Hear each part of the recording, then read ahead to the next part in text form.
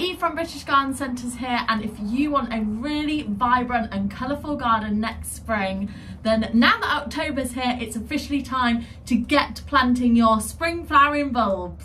I've been to my local British Garden Centre and picked up some of my favourite bulbs to show you exactly how to plant today. Spring flowering bulbs are one of my favourite things to plant because you can put them anywhere really. They just like a bit of full sun, they can take a bit of partial shade, but the main thing is making sure that you've got free draining soil. So if you've got a heavy clay soil, just make sure to dig in lots of good compost and grit and your bulbs will be absolutely fine. Spring flowering bulbs work really well in pots, they look great in beds and borders, and you can even plant them in a lawn for a meadow style look.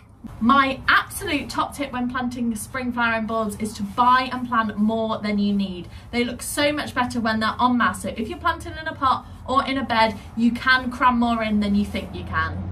You can plant the majority of your spring flowering bulbs now. If you're planting tulips, just wait until November till the colder weather begins and you can plant those then too. The general rule of thumb is that you plant spring flowering bulbs 3 times their depth, but just have a read on the back of your packet on the bulbs that you buy and it will tell you exactly how deep that you need to plant them. If anything, they are better planted deeper than they are shallow, just because if they're planted near the surface, then you might get a couple of squirrels coming along and digging them up for their snack. There are so many different types of spring bulbs for you to plant, so I thought I'd show you them today. The earliest flowering of the spring bulbs would be, of course, the snowdrops. You know that it is early on in the new year when you start seeing these guys' little heads pop up and they bring so much joy in the winter. And the next are crocus. So crocus start to come up in February and March.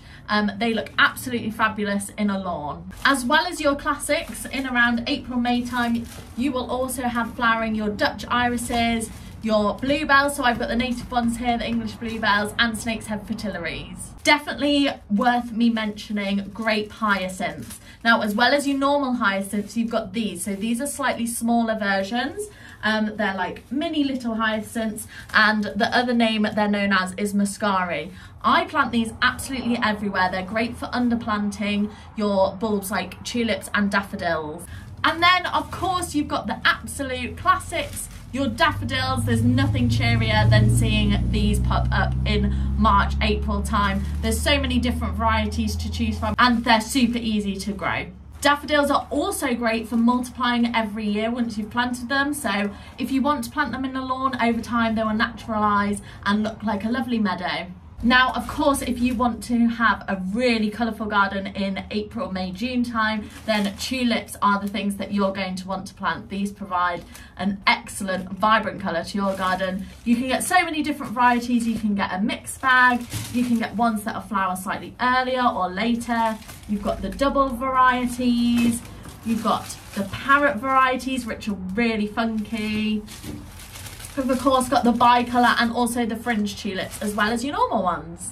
If you want a really easy way of planting an impactful combo of spring flowering bulbs, then of course you can pick up a combination pack. So in here you've got these lovely replete daffodils as well as the tulips to go along with it. So everything you need is in the bag here.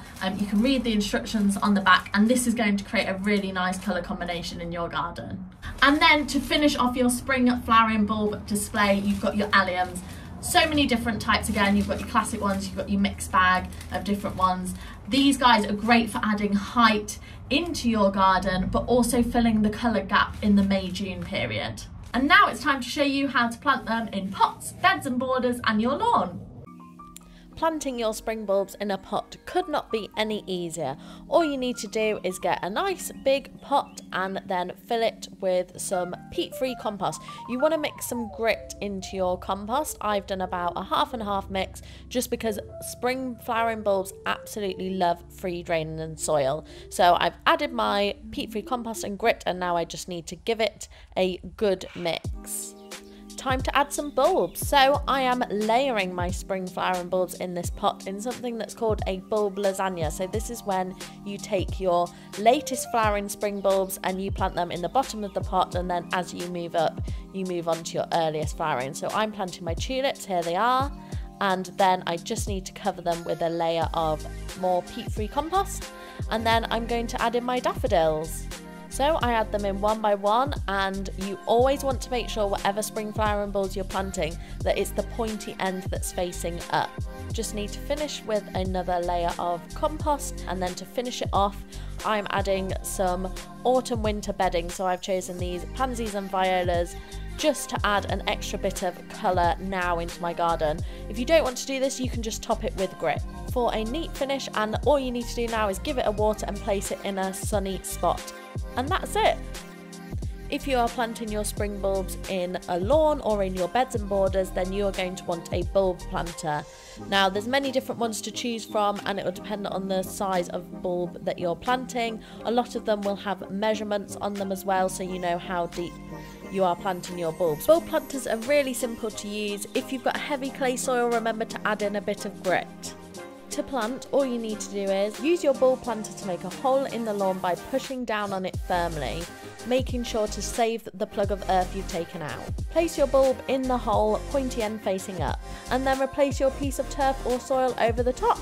Use your foot to firm it into place. And it's as easy as that. So if you haven't already, get out to your local British Garden Centre and pick up some spring bulbs to plant. I cannot stress enough how much joy this is going to bring you next spring. If you want to shop the bulbs that I've been showing you today, you don't even need to leave the comfort of your home. You can visit our website britishgardencentres.com and browse all of the range of gorgeous spring flowering bulbs there. If you've already bought your bulbs but you are not quite ready to plant them yet and you're going to wait a bit longer, then make sure you store them in a cool, dark place. So if you'd like to see more content like this, then make sure to follow us on our social media channels, check out our website, and I hope you found this video helpful. Thanks for watching, see you next time.